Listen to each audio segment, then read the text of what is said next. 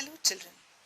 Today we shall see a new topic, types of chemical reaction.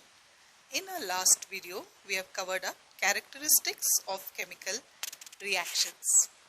So let's just recap what are the characteristics of the chemical reaction, that is evolution of gas, change of color, formation of precipitate and change of state.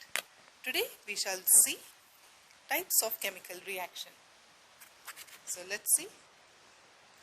We have four types of chemical reactions: direct combination, it's also called as a synthesis reaction; decomposition reaction; we have displacement reaction, which is also many times referred to as a single displacement reaction; we have double decomposition, it's also referred to as double displacement reaction sometimes. So four types of chemical reactions: direct combination, decomposition, displacement and double displacement. So first of all, let us see direct combination reaction first. A direct combination reaction is also called a synthesis reaction. It's a reaction in which two or more substances, these substances could be elements or compounds, they combine together to form a new substance, which is called a combination reaction. So what happens in a combination reactions? Two elements, maybe one element and one compound, or two compounds combine together to give you one single product, one compound. As we see in the example here, ammonia plus hydrochloric gas HCl gives us ammonium chloride. So NH3 plus HCl gives us NH4Cl. So when we are having two compounds reacting, we get just one product. So this type of reaction is called as a direct combination reaction. Now let us see decomposition reaction. Among the types of reaction that we have seen here, this is having subdivisions and we need to see different type of decompositions in details. So first of all, what is decomposition reaction? It's a reaction in which a compound splits up into two or more simpler substances. So for example, if you start with one compound, you may get two compounds or two elements, two simpler compounds or elements from this one compound. Does it happen without any energy required? No, it requires. So it takes place only when some energy in form of heat, light or electricity is supplied. So a decomposition reaction requires either heat, light or electricity. Now let's see the three types of decomposition reactions. The first type is electrolytic decomposition. This reaction takes place when electricity is passed. We have photo decomposition or photolysis. This reaction takes place in presence of light, and thermal decomposition takes place in presence of heat, when heat is added to the substance. Let's see each of these. Electrolysis reaction or a electrochemical decomposition. A decomposition reaction which takes place due to the passage of electricity is known as an electrolysis reaction. For example, when we want to split water into hydrogen and oxygen, we need to pass electric current through it. So once electric current is passed through it, water can be separated into hydrogen and oxygen, as the reaction shows here. The next type of reaction is a photochemical decomposition or a photolysis reaction. This is a decomposition reaction which takes place in the presence of light. We have an example here. If silver chloride is kept in an open bowl in presence of sunlight, after a while we see that chlorine gas is given out and what remains in the bowl is pure silver. So silver will be decomposed from silver chloride, releasing chlorine gas. This type of reaction is called a photolysis reaction. Thermal decomposition. The decomposition reaction which takes place due to the heat is known as thermal decomposition. Many compounds undergo decomposition. We need to see decomposition reactions in details. So we will see decomposition of different type of metallic compounds. Let's see them. First we have the thermal decomposition of metallic hydroxides. These reactions are very important. A hydroxide is something that has a formula OH. It has a formula OH, metal hydroxide, that will have a metallic formula OH. Whenever metallic hydroxides react, what type of decomposition will it undergo? This will be based on some reactivity series. The metals that are highly reactive, like sodium and potassium, they are very stable to heat, and their metal hydroxides are also stable to heat, so they do not decompose.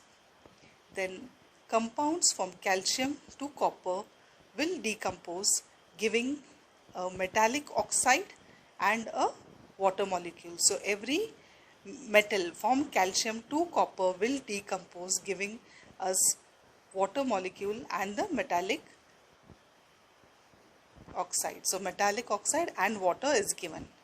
In case of silver and mercury, we get the metal, we also get oxygen and water. We get the metal, oxygen and water in case of silver and in mercury.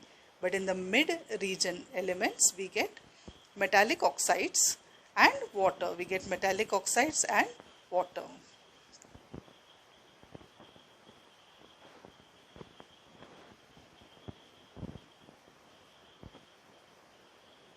Now let's see thermal decomposition of carbonates. So carbonates, as we see, have a formula CO3. So naturally from a carbonate, what will we get? That will be a CO2. So we see that we get carbon dioxide. We get carbon dioxide when carbonates decompose. When carbonates undergo thermal decomposition, what we get is carbon dioxide. But we do not get any carbon dioxide when it is for sodium and potassium, because these are very reactive metals. They are very highly reactive metals. They do not undergo any kind of decomposition by heat. Okay, so we get metallic oxides. We get metallic oxides and carbon dioxide when carbonates undergo decomposition. Now let's see thermal decomposition of bicarbonate. So HCO3 group undergoes decomposition, giving us H2O plus carbon dioxide. A bicarbonate undergoes decomposition, giving us carbon dioxide and water, and the corresponding metallic salts are formed. The corresponding metallic carbonate salts are formed. Thermal decomposition of metal nitrates. Now in case of metal nitrates, the first thing we need to see that even a reactive metal like sodium and potassium undergoes some type of decomposition. They undergo some type of decomposition. So we see that a potassium nitrate or sodium nitrate will undergo decomposition to form a sodium nitrite or potassium nitrite and oxygen. So we are going to get potassium nitrite or sodium nitrite here and oxygen from the first two elements, from the first two metals. And the calcium compound, from calcium to copper compounds, give us the metallic oxides.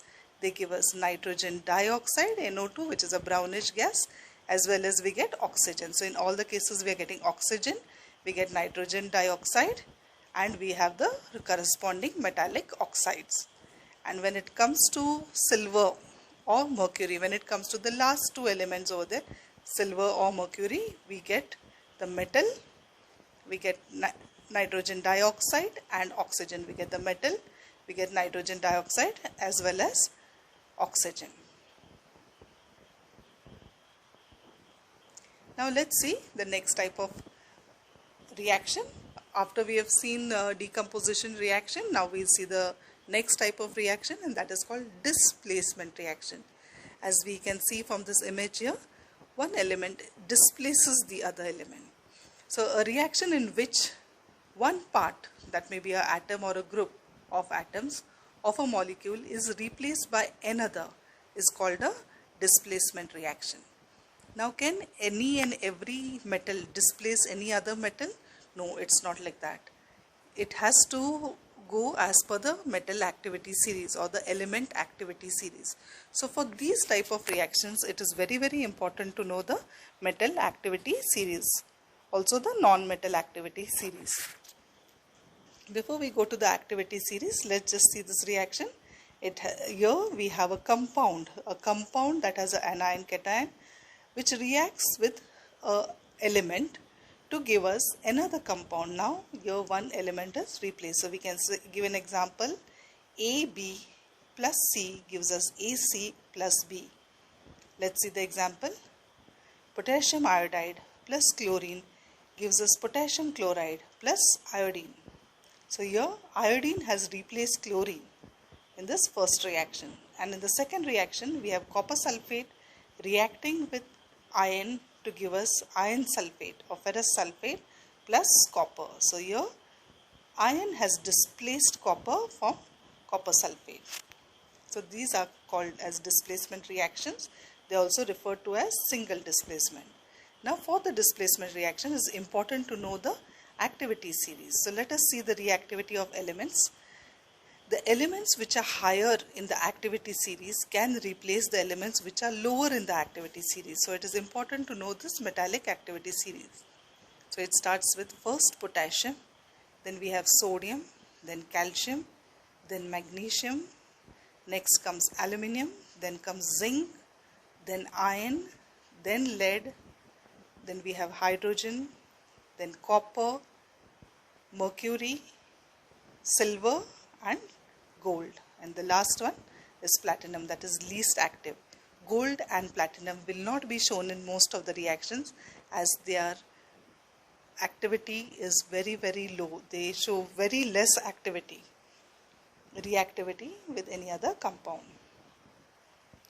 The more reactive, please note, the more reactive the element displaces the less reactive elements from its salt solution. So more reactive it is. So it is the higher it is in the reactivity series, it can displace an element which is lower in the reactivity series.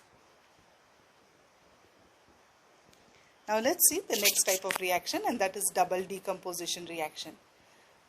A reaction in which two reacting ionic compounds exchange their corresponding ions is called as a double displacement reaction. So in this case, we need necessarily two compounds which are reacting. And what happens? They exchange their anions and cations. So a compound AB, which reacts with another compound CD, reacts to form AD plus BC. So they exchange their anions and cations to form two new products. Let's see the types of double decomposition reaction. We have two types of double decomposition reactions, one being neutralization reaction and the other is precipitation reaction. So in double decomposition, we have two types of reaction. One is neutralization reaction and the second one is precipitation reaction. So let's see the neutralization reaction first. The reaction between an acid and a base that forms salt and water only is called as neutralization reaction.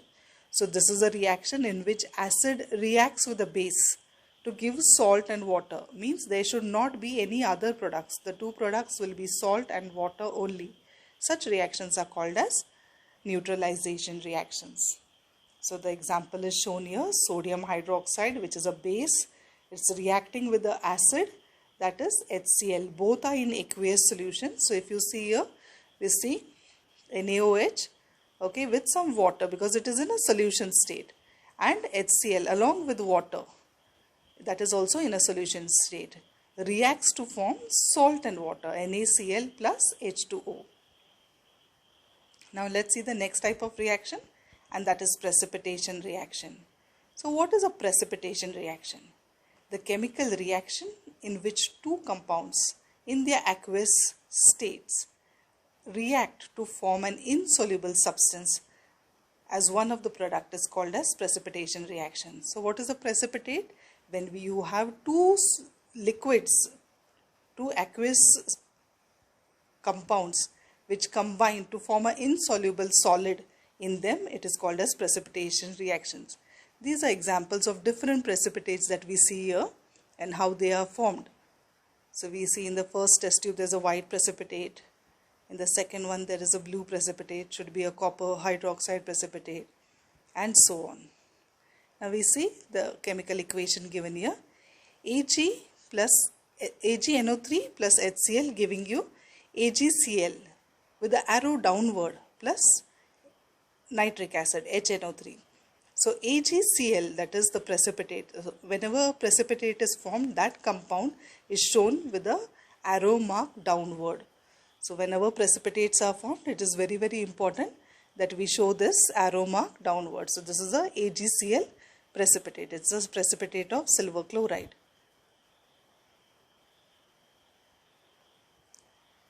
So let's just recap what we have learned today. We have seen the different types of chemical reactions. They consist of direct combination reaction, synthesis reaction. So where A plus B gives you AB. Then we have decomposition reactions. In decomposition reaction, there are three types of reaction. Electrolysis reaction, which requires